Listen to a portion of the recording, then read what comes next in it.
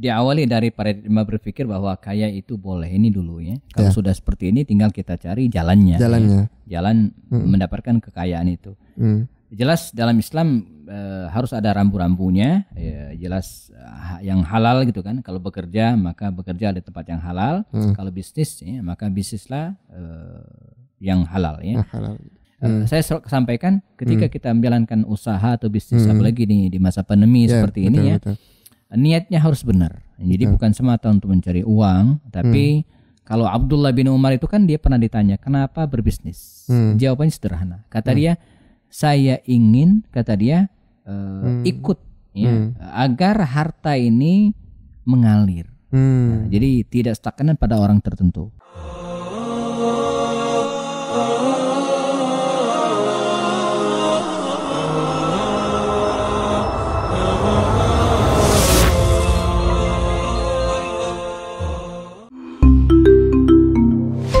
Kupas lewat obrolan santai. Bismillah, jumpa lagi di Close Kupas lewat obrolan santai bersama Ustadz Happy Andi Bastani. Assalamualaikum Ustadz. Waalaikumsalam warahmatullahi wabarakatuh. Alhamdulillah. Di tema-tema sebelumnya kita bahas tentang sedekah, tentang kenapa Muslim harus kaya. Nah, ada pertanyaannya mungkin dari para netizen. Gimana caranya supaya kaya Tat gitu kan? Karena kan gini Tat, kalau ngepet haram ya. Iya. Judi nggak boleh. Jaga lilin gitu. Jaga lilin atau apa lagi ya? Iya. Apa nyimpen tuyul kali? Iya. Alhamdulillah. Ternak tuyul. Mending kan ternak Instagram. Iya.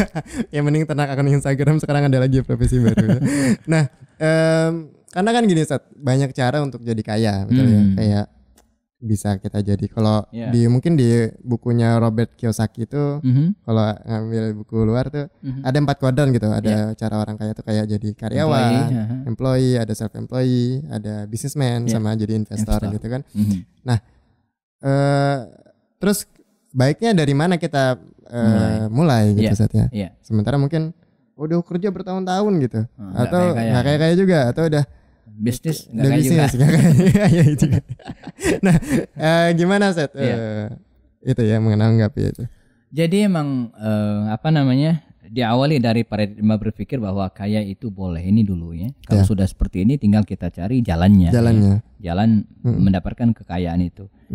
Jelas dalam Islam harus ada rambu-rambunya, ya, jelas yang halal gitu kan. Kalau bekerja maka bekerja di tempat yang halal. Kalau bisnis ya, maka bisnislah yang halal ya. Namun dari sekian tadi, kalau kita runut Robert Kiyosaki itu ada employee sebagai karyawan, self-employed pekerja profesional ya, kemudian businessman sebagai pengusaha dan investor. Ini kalau menurut saya ini sebagai tangga saja. Jadi artinya di awal nggak masalah jadi employee karyawan, cari pengalaman. Tapi ingat sebentar saja. Jadi jangan lama juga. Gitu. 5 tahun cukup, 10 tahun selesai ya. Harus tingkat pada term yang berikutnya, level berikutnya, bisa jadi self employed dulu, bekerja profesional, atau kemudian langsung buka usaha bisnismen ya. Sehingga ketika nanti sudah tua ya dia sudah investor, investor itu kan gampang, usahanya jalan, orangnya jalan-jalan. Yes. Jadi usaha yang benar, usaha yang bisa ditinggal jalan-jalan. Iya betul. Jadi kalau kita masih tongkrongin ya itu belum ya. Tapi tinggal jalan-jalan, usahanya tetap jalan ya. Tetap jalan. Bukan ditinggal jalan-jalan bangkrut ya. Bangkrut jangan ya. Saya pernah ngetes usaha saya tinggalin sebulan ya jalan juga. Alhamdulillah. Berarti karena saya bisnis online, saya bisa kerja dari mana. Masya Allah. Syukur ya dengan teknologi. Iya, jadi saya walaupun luar negeri saya tetap bisa kontrol usaha. Nah jadi dari situ kemudian kita lihat bahwa bisnis ini merupakan peluang yang paling besar ya, untuk menjadi orang yang kaya. Ada penelitian kalau kita lihat ada orang yang tiba-tiba kaya, misalnya dia karyawan nih, bekerja 6 bulan, tiba-tiba kaya, bisa kan? Bisa karena 4 hal. Pertama, mungkin dia dapat warisan. Kaya mana orang Betawi satu-satunya bapaknya rumah kontrakannya banyak, mati tuh bapaknya. Nah, dia asaba binafsihi langsung sendirian. Kan laki-laki kaya tiba-tiba bisa ya, walaupun dia kerjanya baru 6 bulan dan sebagai karyawan biasa. Gitu, atau kontrakannya di Pondok Indah lagi. Banyak kok. Kaya banget. Atau kalau tidak punya arisan, dia menikah dengan orang kaya. Cuman siapa yang mau? Menikah dengan orang kaya jadi kaya juga. Iya. Cuman masalahnya siapa yang mau dinikahin itu? Ada tapi dikit. Ada sedikit ya. Ya minimal punya tampang dikit lah ya. Nah, bisa kaya ya. Kalau enggak mungkin dia dapat menang undian. Nabung gitu kan. Pakai draw gitu ya. Dapat 1 miliar bisa tiba-tiba kaya ya. Cuman dari sekian juta orang itu yang diundi nomornya yang keluar. Iya. Siapa? Kecil sekali ya. Nah, atau kalau tidak yang keempat mungkin dia punya bisnis sampingan. Bisa ya. Nah, kalau 4 hal ini tidak dilakukan tiba-tiba kaya, mungkin dia melakukan hal terakhir, korupsi. Dan ini yang paling banyak.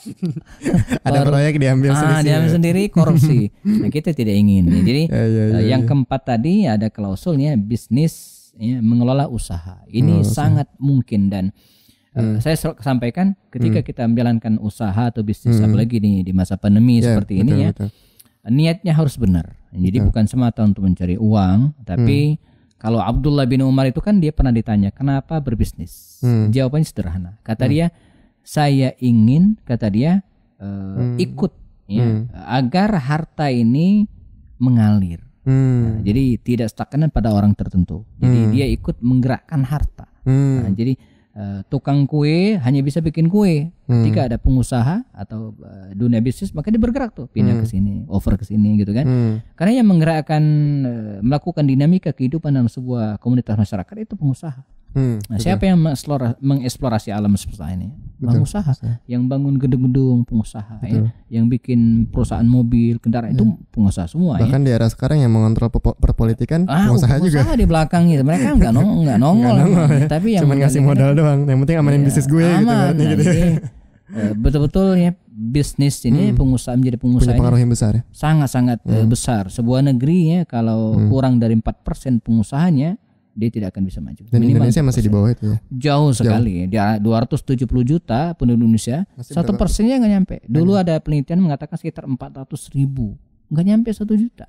Mestinya minimalnya kalau 1% aja 2,7 juta. Ya, kalau 4 kan ya bisa sampai 10, misalnya 10% dari penduduk Indonesia ini pengusaha, tapi jauh panggang dari api.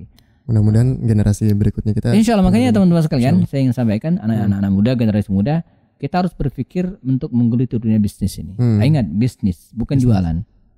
Ya, beda ya. beda ya. Jualan itu salah satu aktivitas bisnis. Iya. Tapi jualan aja belum tentu berbisnis. Belum tentu. Ya. Bedanya apa? Di depan perumahan ini ada yang jualan pecel lele. Sejak saya datang pertama kali kemari sampai sekarang dia jualan pecel lele aja. Itu namanya jualan pecel lele. Tapi di seberang sono ada lele-lela. Ya. Sama-sama jualan pecel lele. Ya. Tapi cabang di mana-mana. Nah, ini namanya berbisnis. Yang satu ketika ownernya nggak jualan, pemasukan hilang. Iya. Tapi yang satu lagi emang ownernya nggak ikut jualan, tapi pemasukannya masukkan uang. Jadi kita harus berpikir bisnis. Ya.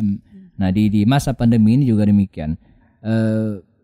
Ada mungkin tadi kenal ya, ada namanya rekan kita. Saya boleh sebut ini untuk kebaikan, Pak Syarif namanya ya. Dia pengusaha sukses dulu. Ada hal yang menarik begini. Jadi dulu dia bekerja di sebuah perusahaan provider telekomunikasi ya. Saya nggak sebutkan. Ini bagian dari menjaga kode etik ya. Jadi dia kerja, gajinya waktu itu kalau tidak salah sekitar 20 atau 30 juta untuk zaman 10-15 tahun yang lalu. Wow, itu besar sekali. Gede sekali. Dia bilang, Ustadz katanya ini gaji saya ini saya paling pakai sepertiganya. Wow. 2/3-nya saving.